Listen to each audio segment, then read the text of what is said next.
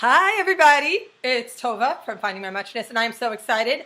I am here today with Lisa Byrne from wellroundedlife.com, and she is the author of Replenish. Lisa, hello. Hello. Hey, How are you Tova. today? I'm so good. I'm so glad to be here. I'm excited to meet your wonderful community. Thank you. Yeah, they are wonderful. Yes. And You very guys good. are awesome. So the book's called Replenish. Most of the time, women who are mothers or women in general, we're givers, right? And we step into that role really, gratefully. I became a mom and I kind of signed up for that. In the process, I found I didn't know how to keep myself filled up and keep myself well and vital in the giving, in the pouring out.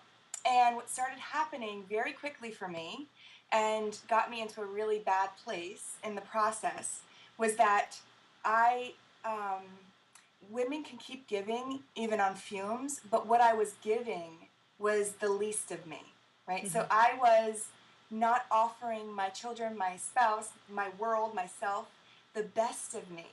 And it was like breaking my heart. Like I couldn't figure out a way out. Yeah.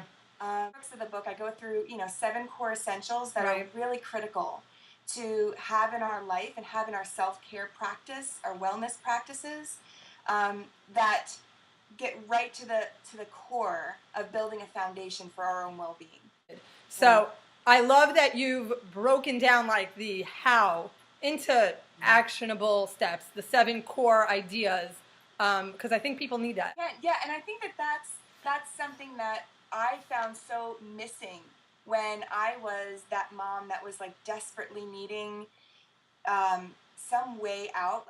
So I got really, really passionate about what are the specific tools, what are the strategies, what are the skills that I don't have, Right. that I need to have for my survival. And not only for my, like my survival, but how do I want to be living these precious years? So that's really why I do the work that I do, is because I think we need to relearn where to put our energies and the actual tools. So when I wrote the book, what I started picking out from all of my courses is that there are certain areas of our well-being that have huge return on investment in our life. I say that the 7 core essentials, that's where you want to invest the small amount of energy you have, the small amount of time, the small amount of focus, because it returns that much more energy back to your life, right? Like you get a big return on investment. Mm-hmm. And the first one is calm mind. We live in a stressed out biochemistry. Mm-hmm. Typical experience is that our bodies are functioning under the stress response. Our Really. hormones, our biochemistry, our physiology, it's noisy, it's chaotic. It feels right? like that all the time. It feels like that. Our minds jumbled. Yes. Happening on a biochemical level. Mm-hmm. So most of us beat ourselves up because we tell ourselves that we have to calm our thoughts, right? We're really aware that our thoughts are stressful and they're chaotic and they're all over the place and they're frazzled and they're scattered. And we try to start in our thoughts. My first core essential is don't blame yourself. Your biochemistry is setting you up for failure. How do you shift into the calm response in your life? How do you get out of the stress response and into the calm response? And there's some really critical tools that kind of bring you there really fast. Well, I'm curious if you could give us one of the calming body things that you teach, because I'll take anything I can get about it. Absolutely. Absolutely.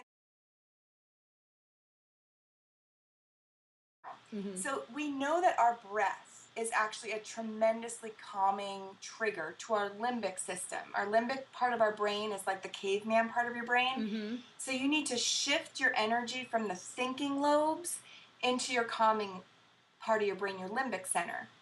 And there's a vagus nerve that goes right from the limbic part of your brain to the bottom of your diaphragm. And then it explodes into like millions of neurons and nerve endings. Well, nerve endings in your body, neurons in your brain. So most of us know that deep breathing is something we get told over and over and over again. but you have to know how to breathe well in order to trigger the calm. So here's a couple different tips. One, you have to breathe through your nose. And the reason is at the top of your nose, there's a corkscrew part of the bone of your nose. When air goes across the corkscrew, it funnels it like a tornado, and it pushes it to the bottom part of your lungs. And it engages all of those nerves. At the bottom part of your lungs, it taps into all those nerve endings, and then it sends a trigger up to your brain that shifts you into calm. Wow. So you have to breathe through your nose. You know how like we always were taught with Lamaze, like that total panic. You don't breathe through your mouth. You've got to breathe through your nose. The other thing is that your limbic system is very connected to your nervous system, your sympathetic and parasympathetic nervous system. They're on a toggle. Sympathetic, parasympathetic. It kind of like keeps us in balance. Your parasympathetic nervous system is the one that is related to your calm response. Your exhale is connected to your parasympathetic nervous system. So when you deep breathe, breathe in for 4 seconds and breathe out for 8 seconds. So 1, 2, 3, 4, breathe in, and 1, 2, 3, 4, 5, 6, 7, 8, breathe out. That's a long exhale. It's a long exhale because you want to shift the balance into your calm response, which is your parasympathetic nervous system. The third part of this type of breathing in through your nose for 4 and out for 8 seconds, you have to count, which means it gives your mind a break from your stressful dialogue. So you give yourself, let's say you do 5 of those breaths, right? Just 5 breaths where you breathe in for 4 and out for 8. While you're counting, your mind can't beat yourself up.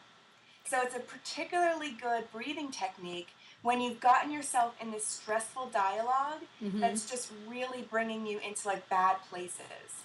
Pause, tell your mind, thank you very much, I'll return to you in a moment, and do 5 of these breaths. Breathe in for 4, out for 8. In for 4, out for 8.